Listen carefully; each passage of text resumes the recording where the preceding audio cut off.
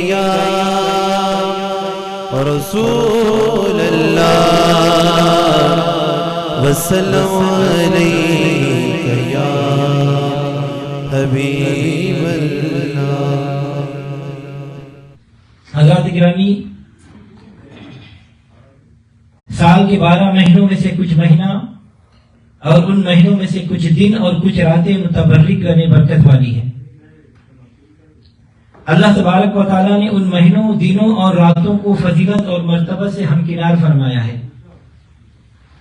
اور ان کا بیان خود اللہ تبارک و تعالیٰ نے قرآن پاک میں یا اس کے حبیب صلی اللہ علیہ وسلم نے حدیث مبارکہ میں فرمایا ہے۔ کچھ مہینے اور دن اپنا علیحدہ مقام رکھتے ہیں، علیحدہ درجہ رکھتے ہیں، جیسا کہ نبی صلی اللہ علیہ وسلم مبارک نے ارشاد فرمایا کہ شعبان کو باقی مہینوں پر اس طرح فضیلت حاصل ہے جیسے مجھے تمام انبیاء نے، اور رمضان مبارک کے متعلق ارشاد فرمایا کہ جیسے حضرت یعقوب علیہ السلام کو اپنے 12 بیٹوں میں سے سب سے زیادہ پیار حضرت یوسف علیہ السلام کے ساتھ تھا، اسی طرح رمضان کے ساتھ 12 مہینوں میں سے اللہ کو زیادہ پیار ہے۔ علی حاضر قیاس اگر آپ قرآن مجید کا مطالعہ فرمائیں تو پتا چلے گا کہ بعض مہینوں کا مرتبہ اور بیان اللہ تبارک و تعالیٰ نے قرآن پاک میں ارشاد فرمایا ہے، جیسا کہ اللہ تعالیٰ قرآن پاک میں ارشاد فرماتا ہے شہر رمضان الذی انزل فیہ القرآن، رمضان کا مہینہ وہ ہے کہ جس میں قرآن نازل فرمایا گیا۔ دوسرے مقام پر حج کے مہینوں کا ذکر فرمایا، اللہ تعالیٰ ارشاد فرماتا ہے الحج اشہر معلومات، حج کے یہ مہینے مقرر ہیں۔ اب آپ خود اندازہ فرمائیں کہ جن مبارک مہینوں میں حج کرنے کا حکم دیا گیا ہے ان مہینوں کی کیا فضیلت اور مرتبت ہوگی۔ ایسے ہی کچھ دن اور کچھ راتیں متبرک ہیں، جیسا کہ شب قدر کے متعلق اللہ تعالیٰ ارشاد فرماتا ہے اِنَّا أَنزَلْنَاهُ فِي لَيْلَةِ الْقَدْرِ، بے شک ہم نے قرآن مجید کو لیلۃ القدر میں نازل فرمایا۔ اس نزول قرآن کی رات کا مرتبہ اور مقام کیا ہے؟ اللہ تعالیٰ فرماتا ہے لیلۃ القدر خیر من الف شہر، لیلۃ القدر 1000 مہینوں کی عبادت سے بہتر ہے۔ ایسے ہی کچھ دن بھی متبرک ہیں، کچھ دن بھی برکت والی ہے۔ اللہ تعالیٰ قرآن پاک میں ارشاد فرماتا ہے وَذَكِّرْهُمْ بِأَيَّامِ اللَّهِ، اے محبوب صحابہ اکرام کو اللہ کے دن یاد دلائیے۔ اور تفاسیر میں یہ موجود ہے کہ یہ دن وہ دن ہیں کہ جن میں اللہ تعالیٰ نے اپنے بندوں پر انعامات فرمائے ہیں۔ الحاضر قیاس مثال دینے کا مقصد یہ ہے کہ کچھ مہینے اور کچھ دن اور کچھ راتیں اللہ کے نزدیک متبرک ہیں۔ تو شعبان کی یہ خصوصیت ہے کہ اس کے متعلق نبی صلی اللہ علیہ وسلم مبارک نے ارشاد فرمایا کہ شعبان شہری، شعبان میرا مہینہ ہے، اس لیے اس کو شہر حبیب الرحمان بھی کہا جاتا ہے، کیونکہ یہ بالخصوص حضور صلی اللہ علیہ وسلم سے منسوب ہے۔ آپ صلی اللہ علیہ وسلم مبارک نے ارشاد فرمایا کہ رجب اللہ کا مہینہ، رمضان میری امت کا مہینہ اور شعبان میرا مہینہ ہے۔ نبی صلی اللہ علیہ وسلم مبارک نے ارشاد فرمایا وَرَجَبُ شَهْرُ اللَّهِ وَشَعْبَانُ شَهْرِي وَرَمَضَانُ شَهْرُ أُمَّتِي، رجب اللہ کا، شعبان میرا اور رمضان میری امت کا مہینہ ہے، اور جس نے شعبان کا احترام کیا گویا اس نے میرا احترام کیا۔ اب آپ اندازہ لگائیے کہ جس چیز کی نسبت نبی صلی اللہ علیہ وسلم سے ہو جائے وہ چیز ساری کائنات کی اشیاء سے ممتاز ہو جاتی ہے، عظمت اور شان اور نرالی والی ہو جاتی ہے۔ جیسا کہ قرآن مجید میں اس کی مثالیں موجود ہیں کہ جو چیز نبی صلی اللہ علیہ وسلم سے منسوب ہو گئی وہ نرالی ہو گئی۔ نبی صلی اللہ علیہ وسلم سے شہر مکہ کی نسبت ہوئی تو اللہ تبارک و تعالیٰ نے ارشاد فرمایا لا اقسم بہذا البلد وانت حل بہذا البلد، کہ میں قسم کھاتا ہوں شہر مکہ کی در حالانکہ آپ اس میں بس رہے ہیں۔ اس آیت کریمہ میں جو یہ لفظ واو ہے یہ عاشقوں کی جان ہے۔ مطلب یہ ہوا کہ میں شہر مکہ کی قسم نہیں اٹھاتا، مگر یہ کیسے ہو سکتا ہے کہ اے محبوب آپ اس شہر میں موجود ہو اور میں قسم نہ کھاؤں۔ اسی لیے میرے سرکار اعلی حضرت عظیم البرکت مجدد دین و ملت شاہ احمد رضا خان فاضل بریلوی رحمۃ اللہ علیہ فرماتے ہیں وہ خدا نے ہے مرتبہ تجھ کو دیا، نہ کسی کو ملے نہ کسی کو ملا کہ کلام مجید نے کھائی شاہ تیرے شہر و کلام و بقا کی قسم.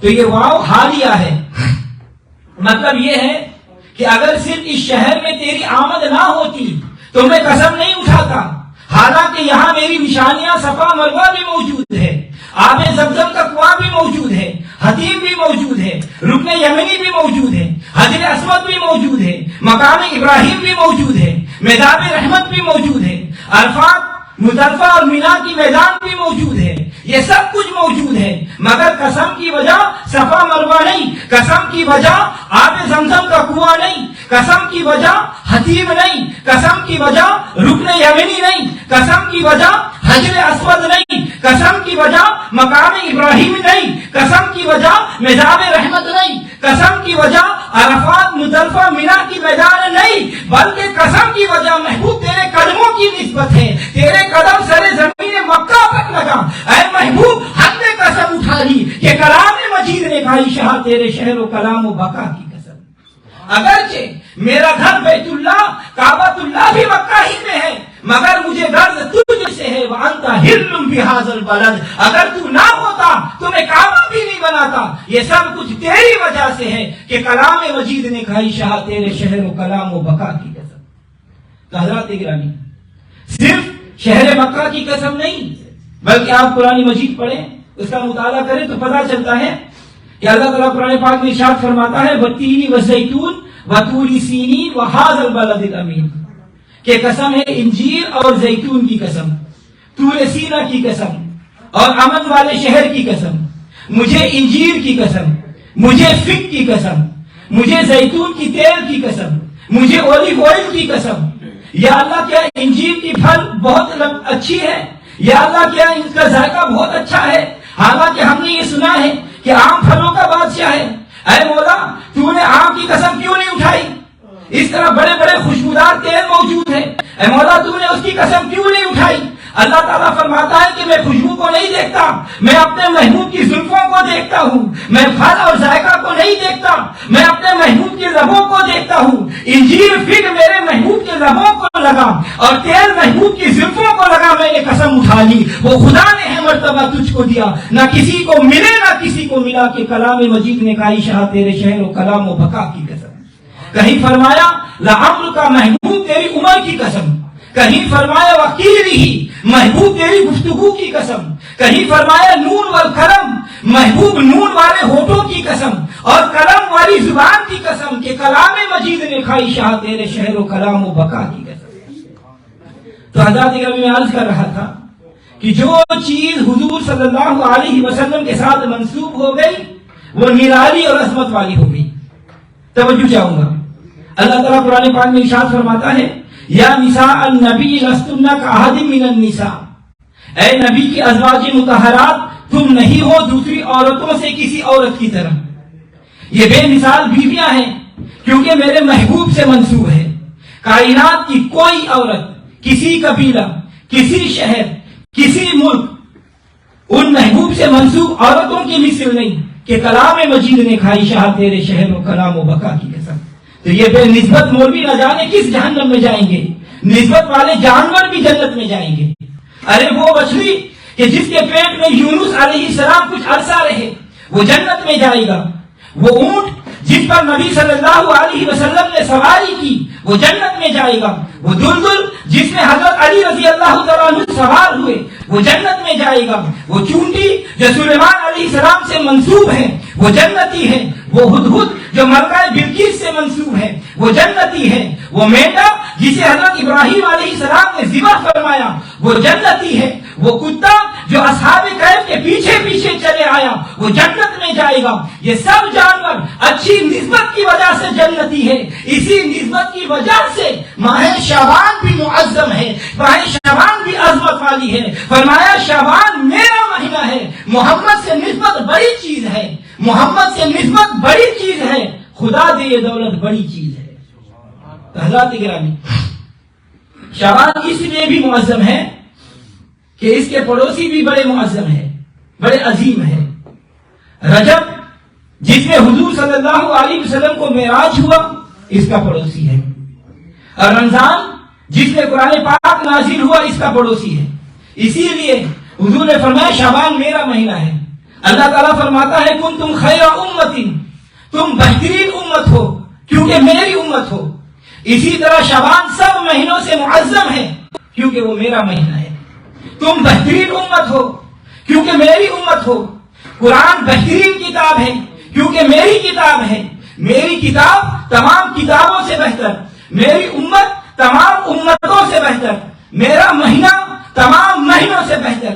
اور حدیث مبارکہ سیاہ ستہ میں موجود ہے، مسلم شریف کی حدیث ہے. حضرت ام سلیم رضی اللہ تعالیٰ عنہ آپ مبارکہ فرماتی ہے کہ حضور صلی اللہ علیہ وسلم دوپہر کو میرے غریب خانہ پر تشریف لائے اور کیلولہ فرمایا. آپ صلی اللہ علیہ وسلم کو سوتے ہوئے پسینہ آیا. میں نے وہ پسینہ ایک شیشی میں جمع کیا. حضور صلی اللہ علیہ وسلم بیدار ہو کر اس نے پوچھا اے ام سلیم اس پسینے کے ساتھ کیا کرو گی؟ تو میں نے عرض کیا یا رسول اللہ صلی اللہ علیہ وسلم اس پسینے کو عطر میں ملا کر اچھی خوشبو تیار کری ہوئی. میرا پسینہ تمام عطروں سے بہتر، میرا مہینہ تمام مہینوں سے بہتر. محمد کی نسبت بڑی چیز ہے، خدا دے یہ دولت بڑی چیز ہے. اور روایتوں میں موجود ہے کہ جو آدمی شعبان کی پہلی رات 4 رکعت نماز پڑھے اور ہر رکعت میں سورہ فاتحہ کے بعد 7 مرتبہ سورہ اخلاص پڑھے 70 برس کی عبادت کا ثواب پائے گا. تو حضرات گرامی اس کی وجہ صرف یہ نوافل نہیں ہے، نفل تو ادا کرنے والے روز ادا کرتے ہیں. وجہ صرف محبوب کی نسبت سے ہے کہ شعبان میرا مہینہ ہے. فرمایا محبوب مہینہ تیرا، بخشش میری، محمد سے نسبت بڑی چیز ہے، خدا سے یہ دولت بڑی چیز ہے. اور 15ویں شعبان کی شب نفل پڑھو اور اگلے دن روزہ رکھو. حضرت داؤد علیہ السلام کے روزے اور حضرت ایوب علیہ السلام کے صبر کے مقابل ثواب ملے گا. اندازہ فرمائیے یہ کیوں؟ اس لیے کہ شعبان حضور کا مہینہ ہے. رب گناہ نہیں دیکھتا، رب نسل نہیں دیکھتا، رب رنگ نہیں دیکھتا، رب قبیلہ نہیں دیکھتا، رب زبان نہیں دیکھتا، رب علاقہ نہیں دیکھتا، وہ صرف نسبت دیکھتا ہے. فرمایا محبوب یہ مہینہ بھی تیرا، محبوب یہ امت بھی تیری، محبوب تیری امت میں، تیری امت اس مہینے میں تیری امت کو اتنا عطا کروں گا کہ ثواب کی ضرورت نہیں پڑے گی. تو حضرات گرامی اسی مہینے میں وہ رات ہے جس کے بارے میں اللہ تعالیٰ قرآن پاک میں ارشاد فرماتا ہے اِنَّا أَنزَلْنَاهُ فِي لَيْلَةٍ مُبَارَكَةٍ إِنَّا كُنَّا مُنذِرِينَ فِيهَا يُفْرَقُ كُلُّ أَمْرٍ حَكِيمٍ. بے شک ہم نے اتارا ہے اس قرآن کو ایک بابرکت رات میں. ہماری یہ شان ہے کہ ہم بر وقت خبردار کر دیا کرتے ہیں. اسی رات میں فیصلہ کیا جاتا ہے ہر اہم کام کا. یہی رات ہے جسے شب برات کہتے ہیں کیونکہ اس میں ہر کسی کی برات کا فیصلہ ہوتا ہے. لیلۃ المبارکہ جس میں قرآن نازل کیا گیا وہ شب قدر ہے کیونکہ اللہ تعالیٰ ارشاد فرماتا ہے اِنَّا أَنزَلْنَاهُ فِي لَيْلَةِ الْقَدْرِ، بے شک ہم نے اسے نازل کیا لیلۃ القدر میں. اور ہر حکمت والے فیصلے کی یہی رات ہے. حضور صلی اللہ علیہ وسلم والے نے ارشاد فرمایا کہ جب شعبان کی 15ویں ہو تو جاگا کرو، اس کی رات کو جاگا کرو اور اس کے دن میں روزہ رکھا کرو.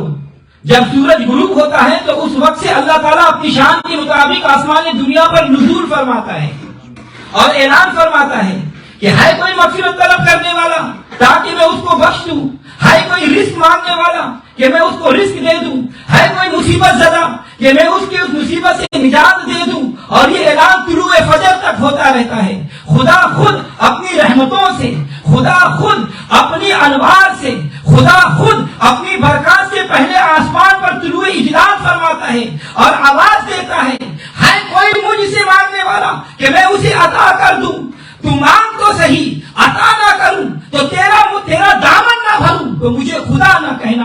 ہم تو مائل با کرم ہے، کوئی سائل ہی نہیں. ہم تو مائل با کرم ہے، کوئی سائل ہی نہیں. راہ دکھلائے کسے کوئی رہبر و منزل ہی نہیں. اللہ فرماتا ہے مانگ، مجھ سے مانگ، مجھ سے رزق مانگ، مجھ سے اولاد مانگ، مجھ سے کاروبار مانگ، مجھ سے مدینے کی ہوا مانگ، مجھ سے مکہ کی فضا مانگ.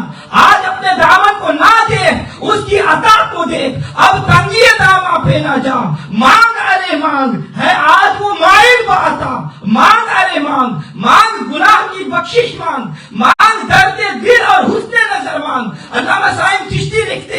کہ مانگ لو چشم تر مانگ لو چشم تر مانگ لو، درد دل اور حسن نظر مانگ لو، کملی والے کی نگری میں گھر مانگ لو، کملی والے کی نگری میں گھر مانگ لو، مانگنے کا مزہ آج کی رات ہے۔ آؤ شب برات کی رات میں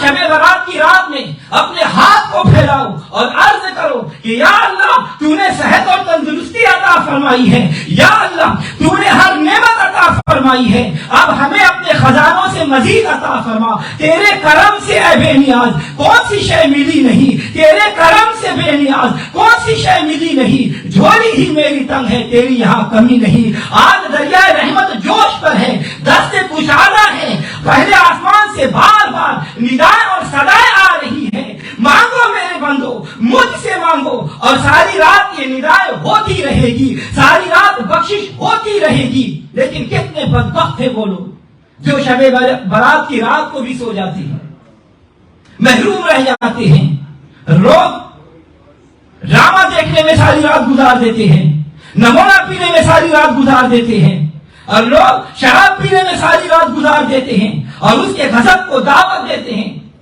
اور وہ رحمت کی بارش فرما رہا ہے اور ہم اس کے غضب کو دعوت دے رہے ہوتے ہیں، مگر پھر بھی وہ کتنا کریم ہے، میرا اللہ بھی کریم، اس کا محمد بھی کریم، میرا اللہ بھی کریم، اس کا محمد بھی کریم، دو کریموں میں گنہگار کی بن آئی ہے۔ تو حضرات گرامی وہ کیسا کریم ہے؟ وہ خود فرماتا ہے وَرَحْمَتِي وَسِعَتْ كُلَّ شَيْءٍ، میری رحمت ہر شے سے وسیع ہے، میری رحمت ہر شے سے وسیع ہے۔ حضرات گرامی کل شے کا حدود اربع کیا ہے؟ شے کسے کہتے ہیں؟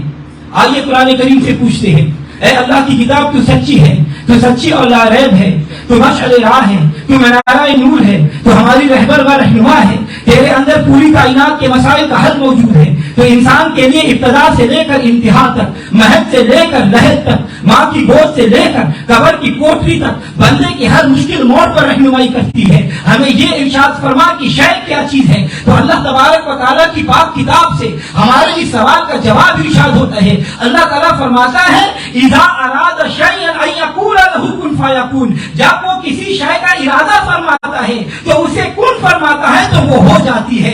شے کے مفہوم میں ہر وہ چیز شامل ہے جسے اللہ نے کن کہہ کر پیدا فرمایا ہے۔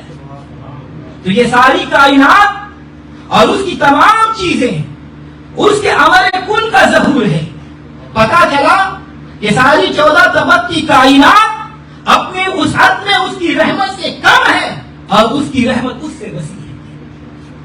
ساری مخلوق کے گناہ ایک طرف، اس کی رحمت کا ایک قطرہ ایک طرف، رحمت دا دریا الہی ہر دم وحدہ تیرا، رحمت دا دریا الہی ہر دم وحدہ تیرا، جے ایک قطرہ بخشے مینو تو کم بن جاندہ میرا۔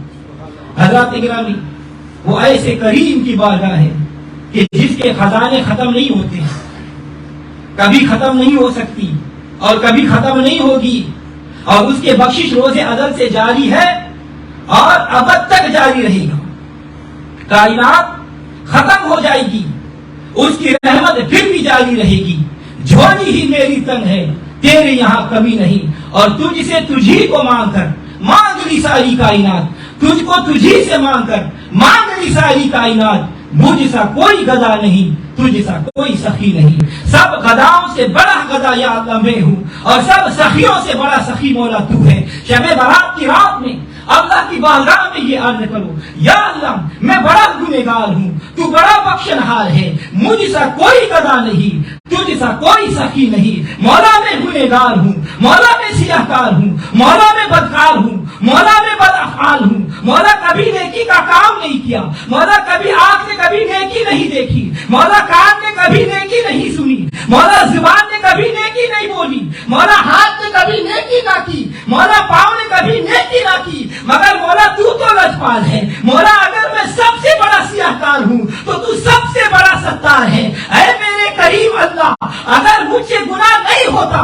تو تیری بخشش کس کے لیے ہوتی؟ مجھ سا کوئی گدا نہیں، تجھ سا کوئی سخی نہیں، مجھ سا کوئی گدا نہیں، تجھ سا کوئی سخی نہیں۔ اور میں نے پچھلے تاریخ میں یہ پڑھا ہے کہ ننگے پاؤں پھرنے والا آدمی جو پہلے شراب کھانے کا مالک تھا، بعد میں ولیوں کا سردار بن گیا، ہر وقت شراب کے نشے میں مست رہنے والا، 24 گھنٹے شراب کھانے میں گزارنے والا، بس اس کی رحمت ہو گئی، بس اس کی رحمت ہو گئی تو اپنے وقت کے اولیاء کا سردار بن گیا۔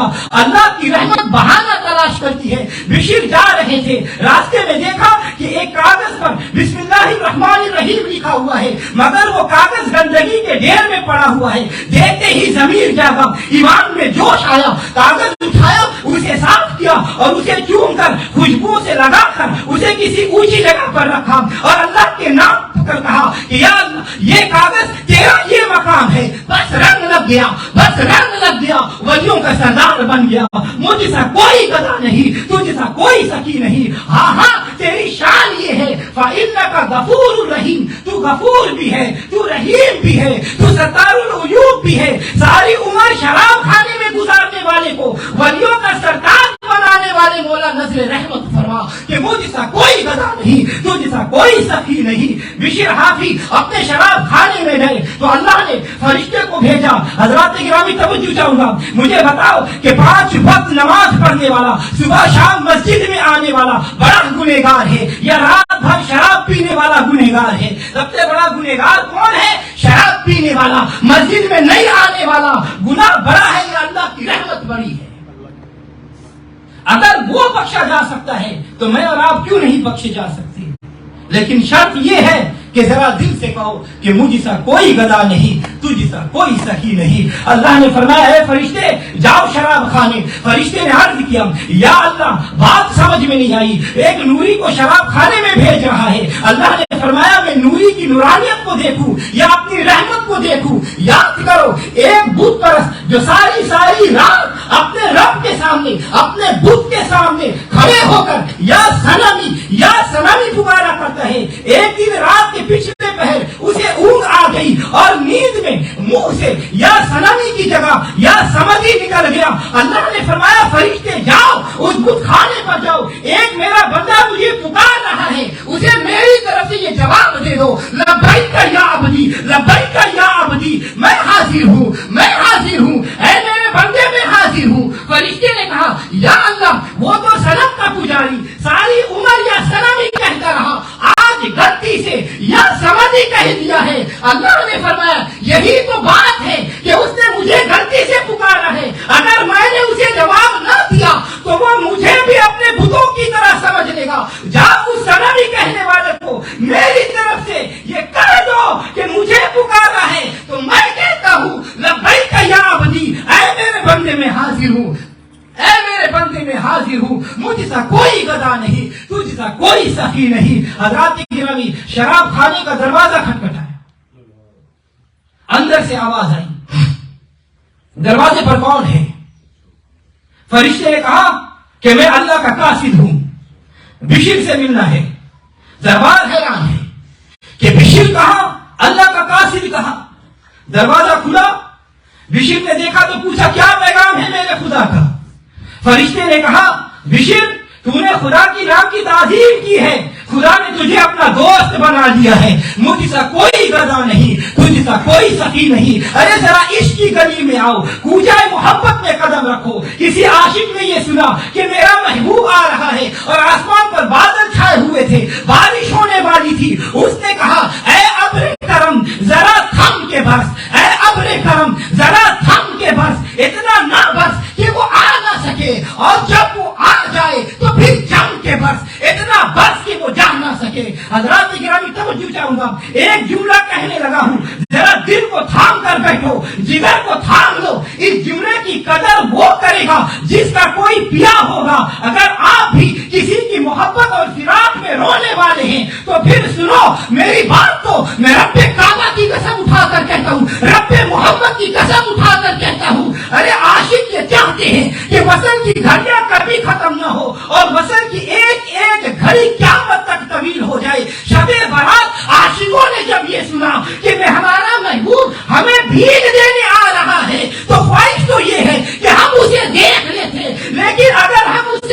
بھی دیکھ سکے تو اتنا تو کافی ہے کہ وہ ہمیں دیکھ رہا ہے، وہ ہمیں دیکھ رہا ہے۔ اللہ اکبر۔ حضرات گرامی، ہو سکتا ہے کہ یہ قبولیت کی گھڑی ہو۔ آئیے آج اس جمعے میں ہم یہ عہد کرتے ہیں کہ شب برات کی رات عبادت میں گزاریں گے اور اپنے گناہوں کی معافی مانگیں گے۔ میں انشاءاللہ حرم میں آپ لوگوں کے لیے دعا کروں گا اور آپ لوگ یہاں ہمارے لیے دعا کرو۔ اللہ تبارک و تعالی ہمیں شب قدر کی قدر کرنے کی توفیق عطا فرمائے۔ اللہم اجعل فی قلبی نورا وفی بصری نورا وفی سمعی نورا وعن یمینی نورا وعن شمالی نورا ومن خلفی نورا ومن امامی نورا واجعل لی نورا وفی عصبی نورا وفی لحمی نورا وفی دمی نورا وفی شعری نورا